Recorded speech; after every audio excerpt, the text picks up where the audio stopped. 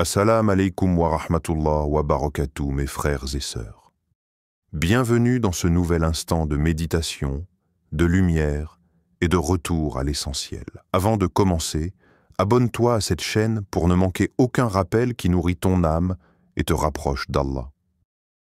Aujourd'hui, je te pose une question. Comment commences-tu ton mois? Avec anxiété ou avec espoir? Avec oubli ou avec dhikr? Parce que notre bien-aimé prophète, lui, il commençait chaque mois lunaire d'une manière profondément spirituelle. Et si tu faisais comme lui, une invocation pour commencer. Chaque fois que la lune nouvelle apparaissait, le messager d'Allah levait les yeux vers le ciel et récitait cette invocation: Allahumma ahillahu alayna bil amni wal iman, wa salamati wal islam, wa at-tawfiq lima tuhib wa tarda. Rabbi wa Rabbukallah. Ô Allah, fais que cette lune soit pour nous un début de sécurité, de foi, de paix et d'islam, et de réussite dans ce que tu aimes et agrées. Mon Seigneur et ton Seigneur est Allah. Pourquoi commençait-il avec une invocation? Parce qu'il savait que chaque nouveau mois est une opportunité, un nouveau cycle, une nouvelle chance. Et toi, que demandes-tu à Allah en début de mois? L'histoire d'un nouveau départ un jour. Un homme vint voir le prophète, abattu, il avait fauté. Il s'était éloigné. Et il demanda: « Est-ce qu'il y a encore une porte pour moi ?» Le prophète sourit et dit: « Celui qui se repent est comme celui qui n'a jamais péché. » Rapporté par Ibn Majah. Et c'est ce que le début de chaque mois représente. Une porte ouverte. Un retour vers la lumière. Chaque mois est une opportunité pour écrire une histoire nouvelle. Et toi, que vas-tu écrire dans les pages de ce mois? La conscience du temps qui passe Allah dit dans le Coran, par le temps. L'homme est certes en perdition, sauf ceux qui croient, accomplissent les bonnes œuvres, se recommandent la vérité et la patience. Sourate Al-Asr, 103, 1 à 3.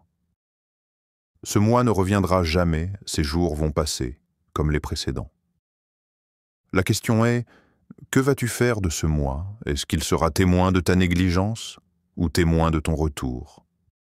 3 clés pour commencer le mois comme le prophète 1. Regarde la lune et fais l'invocation. Ne laisse pas la routine t'aveugler.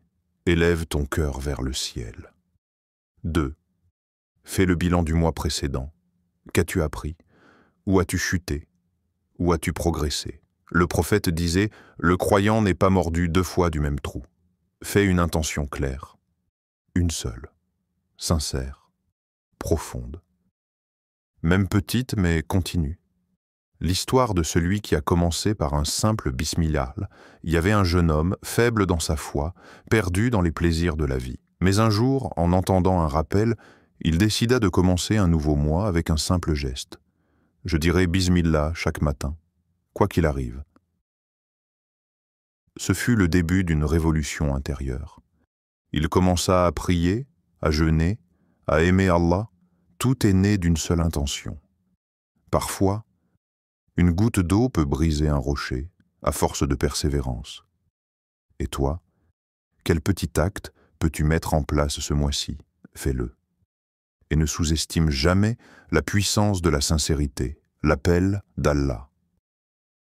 À commencer avec l'huile, Coran nous rappelle, et hâtez-vous vers le pardon de votre Seigneur, et un paradis aussi vaste que les cieux et la terre. Sourate Al-Imran, 333. Pourquoi attendre?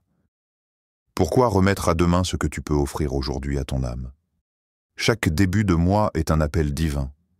Un murmure sacré, reviens vers moi, commence avec moi, marche avec moi.